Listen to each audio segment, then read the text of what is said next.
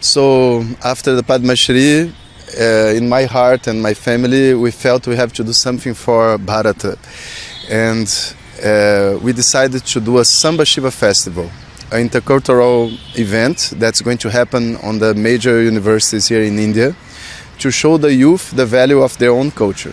We understand that one of the big blockages that people have to learn about Vedanta and the Vedic tradition as a whole is the language. A lot of more often than not, this tradition is mistaken to be just a religious pursuit, or that you have to live your normal life to go to study. And we are showing what we are doing in the West. In the West, we have more than 200,000 people that live normal lives, men, women, youngsters, elders, and they all partake this tradition and they live the Vedanta knowledge, the values with a normal life. That's the message. So yoga to be connected to our daily life needs to be meaningful, needs to have a purpose. We should understand that the purpose of yoga is to be a better person, more than being part of something. It's not just a religious or cultural pursuit. It's about learning how to be a better person, releasing our emotions, that are blocked inside, and connecting, to the goddess. I understand that for a Western to teach Vedanta and to help the culture, it's more about showing what is happening in the West, and having a different perspective. Not like from a monk or from an Orthodox teacher, but from a person like me that was in the financial market, has a very successful company, and see on the Vedas a way of living, a way to connect and to live a meaningful life. It's wonderful to see how the Prime Minister has a value for this tradition and knows the difference that's going to make, not only for India but for the whole world. I intend to meet him this time that I'm here in India to present to him this Samba Shiva Festival, and also the Shankaracharya from the Sringeri Mutt, Swami Sakshat Kritananda in Rishikesh. So our aim is to give this message to the youth and seek the blessings of these special people. Well, we were not expecting to receive this award so soon, but at the same time it was something that was a surprise, and at the same time a recognition of the work that we have been doing. I understand that for me, that I'm so young, I'm 44 right now, this Padma Shri award also gives me a responsibility and an energy, to do even more for this tradition. A lot of people, they think that there is a conflict between being an engineer, mechanical engineer, and now a Vedanta Acharya. But the fact is that the Vedas and all this culture is not against science. Actually, time passes and we see that the science confirms what the Vedas were telling thousands of years ago. So it's more of an opening, a spiritual opening that needs to happen. And it really does not matter if you are a lawyer, engineer, or just a householder. If you have this opening in your heart, spirituality will help you.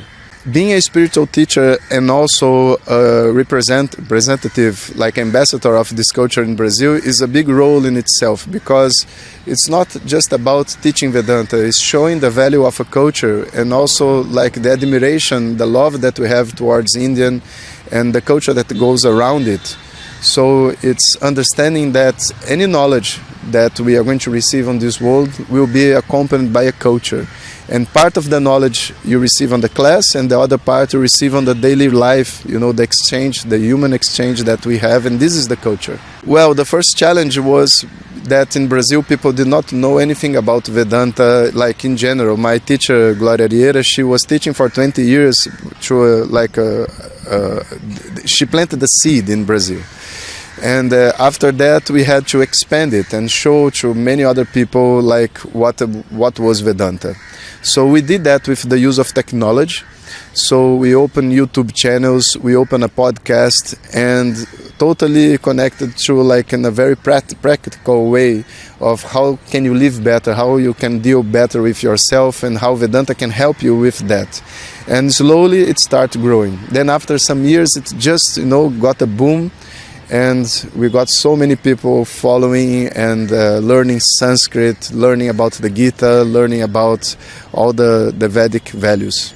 Vedanta and yoga, when they are combined, they are a very powerful tool to help a person to live well in this samsara, you know. Yoga will help the individual person like to get a more, balanced way of life.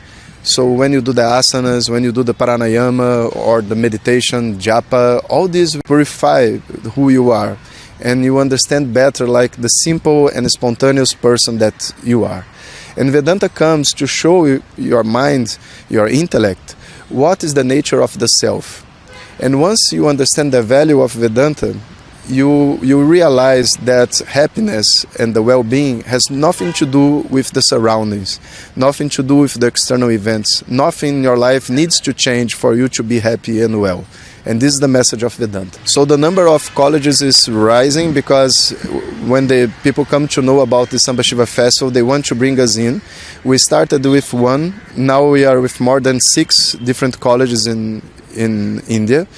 And what we are basically doing is an experience. It's not just like a Vedanta class or a musical festival. We combined everything. So the youth, they will receive bhajans that are mixed with electronic music that they are hearing all the time, together with short Vedanta lectures and things that can go deep inside the heart because the music has opened up. And also we have some interviews with Indian global leaders that were sharing their own perspective and pursuit of life. All this combined is the Samba Shiva Festival. It's not just like a party. No, it's a moment of learning in the language that the youth can swallow. And we are doing this out of love, out of gratitude to Bharat. And we hope with this contribution that the youth of India can value their own culture. I have not met with him yet, but I know him and many other. Actually, I met him in Swami Dayananda 80th birthday. You know, I did some seva to him. It was a very special moment. But after the Padma Shri and all that, I have not met him again. It would be delightful to meet him and many other masters. They are doing different efforts. You know, I see myself just as a Western messenger that's going to show them what the West thinks about their own culture.